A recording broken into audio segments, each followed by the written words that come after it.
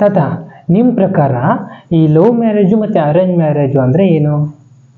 Love marriage ಅಂದರೆ ನೀನೇ ಹೋಗಿ ಬಾವಿಗೆ ಬೀಳೋದು. ಹ್ಞೂ. ಅರೇಂಜ್ ಮ್ಯಾರೇಜ್ ಅಂದರೆ ನಿನ್ನನ್ನು ಎಲ್ಲರೂ ಸೇರಿ ಬಾವಿಗೆ ತಳ್ಳೋದು. ಓ, ಅಲ್ಲ ತಾತ, ನೀವು ಮದುವೆ ಲವ್ ಮ್ಯಾರೇಜ್ ಮತ್ತು ಅರೇಂಜ್ ಮ್ಯಾರೇಜ್ ಬಗ್ಗೆ ಇಷ್ಟು ಹೇಳಿದ್ರಲ್ಲ, ಇದ್ರಲ್ಲಿ ನಿಮ್ದು ಯಾವುದು? ನಾನೇ ಹೋಗಿ ಬಾವಿಯಲ್ಲಿ ಬಿದ್ದುಬಿಟ್ಟೆ ಕಣ. ನಾನೇನು ಬಿಡಿಸಿರಲಿಲ್ಲ, ನಿಮ್ಮ ಅಜ್ಜಿನೇ ನನ್ನ ಬಿಡಿಸಿದ್ದು. ಓಹೋ, ಹೌದಾ? ತಾತ, ಇದು ನನ್ನ ಹೆಂಡತಿಗೋಸ್ಕರ ಆಡೋ ಹಾಡು. ಸ್ನೇಹದ ಕಡಲಲ್ಲಿ ನೆನಪಿನ ದೋಣಿಯಲ್ಲಿ ಪಯಣಿಕ ನಾನಮ್ಮ,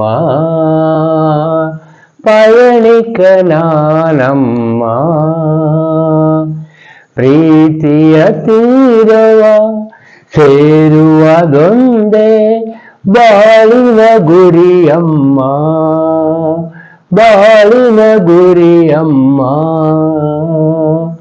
ಸ್ನೇಹದ ಕಡಲಲ್ಲಿ ನೆನಪಿನ ದೋಣಿಯಲ್ಲಿ ಪಯಣಿಕ ನಾನಮ್ಮ, ಪಯಣಿಕ ನಾನಮ್ಮ.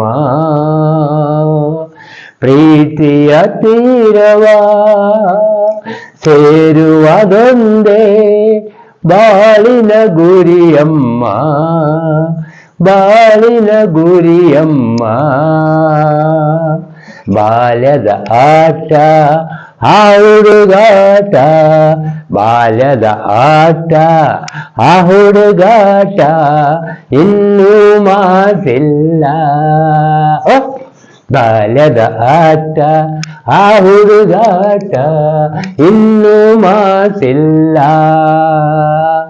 ಸ್ನೇಹದ ಕಡಲಲ್ಲಿ ನೆನಪಿನ ದೋಣಿಯಲಿ ಪಯಣಿಗ ನಾನಮ್ಮ, ಪಯಣಿಗ ನಾನಮ್ಮ.